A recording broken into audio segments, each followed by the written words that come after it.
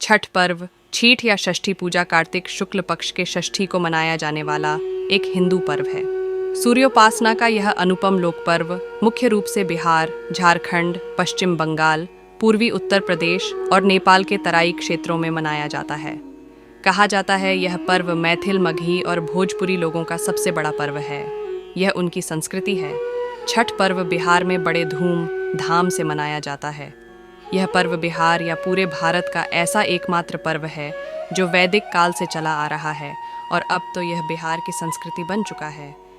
यह पर्व बिहार के वैदिक आर्य संस्कृति की एक छोटी सी झलक दिखाता है। यह पर्व ऋग्वेद में वर्णित सूर्य पूजन एवं उषा पूजन तथा आर्य परंपरा के अनुसार मनाया जाता है। बिहार में हिंदुओं द्वारा मनाए जाने वाले इस पर्व को इस्लाम सहित अन्य धर्मावलंबी भी मनाते देखे जाते हैं। धीरे धीरे यह त्योहार प्रवासी भारतीयों के साथ साथ विश्व भर में प्रचलित हो गया है। 10 छठ पूजा सूर्य, प्रकृति, जल, वायु और उनकी बहन छठी मैया को समर्पित है ताकि उन्हें पृथ्वी पर जीवन की देवताओं को बहाल करने के लिए धन्यवाद छठी मैया, जिसे मिथिला में कहा जाता है, भोजपुरी में सबिता माई और बंगाली में रणबे ठाकुर बुलाया जाता है। पार्वती का छठा रूप भगवान सूर्य की बहन छठी मैया को त्योहार की देवी के रूप में पूजा जाता है। यह चंद्र के छठे दिन काली पूजा के 6 दिन बाद छठ मनाया जाता है। मिथिला में छठ के दौरान मैथिल महिलाएं मिथिला की शुद्ध पारंपरिक संस्कृति को दर्शाने के लिए बिना सिलाई के शुद्ध सूती धोती पहनती हैं। त्योहार के अनुष्ठान कठोर हैं और 4 दिनों की अवधि में मनाए जाते हैं। इनमें पवित्र स्नान, उपवास और पीने के पानी, वृत्ता से दूर रहना, लंबे समय तक पानी में खड़ा होना और प्रसाद, प्रार्थना प्रसाद और अर्घ्य देना शामिल है। पर्वातिन नामक मुख्य उपासक संस्कृत पार्व से, जिसका मतलब अवसर या त्योहार, आमतौर पर महिलाएं होती हैं। हालांकि बड़ी संख्या में पुरुष इस उत्सव का भी पालन करते हैं क्योंकि छठ लिंग विशिष्ट त्योहार नहीं है। छठ महापर्व के व्रत को स्त्री, पुरुष, बूढ़े, जवान सभी लोग करते हैं। 12 कुछ भक्त नदी के किनारों के लिए सिर के रूप में एक प्रोस्टेशन मार्च भी करते हैं। पर्यावरणविदों का दावा है कि छठ 13 सबसे पर्यावरण अनुकूल हिंदू त्योहार है। 14, 15 यह त्योहार नेपाली और भारतीय लोगों द्वारा अपने डायस्पोरा के साथ मनाया जाता है। शुरुआत ऐतिहासिक रूप से मुंगेर सीता मन पत्थर सीताचरण मंदिर के लिए जाना जाता है, जो मुंगेर में गंगा के बीच में एक शिलाखंड पर स्थित है। ऐसा माना जाता है कि माता सीता ने मुंगेर में छठ पर्व मनाया था। इसके बाद ही छठ महापर्व की शुरुआत हुई। इसीलिए मुंगेर और बेगूसराय में छठ महापर्व बड़ी धूमधाम से मनाया जाता है।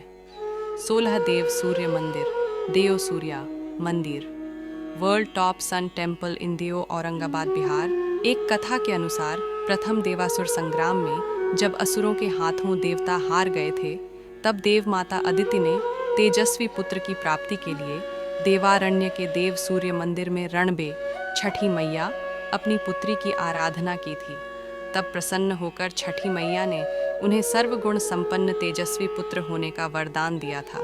इसके बाद आदित्य के पुत्र हुए त्रिदेव रूप आदित्य भगवान, जिन्होंने असुरों पर देवताओं को विजय दिलाई। 16 नामकरण छठ षष्ठी का अपभ्रंश है। कार्तिक मास की अमावस्या को दिवाली मनाने के बाद मनाए जाने वाले इस 4 दिवसीय व्रत की सबसे कठिन और महत्वपूर्ण रात्रि कार्तिक शुक्ल षष्ठी की होती है। कार्तिक शुक्ल पक्ष के षष्ठी को यह व्रत मनाए जाने के कारण इसका नामकरण छठ व्रत पड़ा। छठ पूजा साल में 2 बार होती है, एक चैत मास में और दूसरा कार्तिक मास। शुक्ल पक्ष चतुर्थी तिथि, पंचमी तिथि, षष्ठी तिथि और सप्तमी तिथि तक मनाया जाता है। षष्ठी देवी माता को कात्यायनी माता के नाम से भी जाना जाता है। नवरात्रि के दिन में हम षष्ठी माता की पूजा करते हैं। षष्ठी माता की पूजा घर परिवार के सदस्यों के सभी सदस्यों के सुरक्षा एवं स्वास्थ्य लाभ के लिए करते हैं। षष्ठी माता की पूजा सूरज भगवान और माँ गंगा की पूजा देश में एक लोकप्रिय पूजा है। यह प्राकृतिक सौंदर्य और परिवार के कल्याण के लिए की जाने वाली एक महत्वपूर्ण पूजा है। इस पूजा में गंगा स्थान या नदी तालाब जैसे जगह होना अनिवार्य है। यही कारण है कि छठ पूजा के लिए सभी नदी तालाब की साफ सफाई किया जाता है और नदी तालाब को सजाया जाता है। प्राकृतिक सौंदर्य में गंगा मैया या नदी तालाब मुख्य स्थान है। 18 लोक आस्था का पर्व। लोक आस्था का पर्व छठ भारत में छठ सूर्योपासना के लिए प्रसिद्ध पर्व है। मूलतः सूर्य षष्ठी व्रत होने के कारण इसे छठ कहा गया है।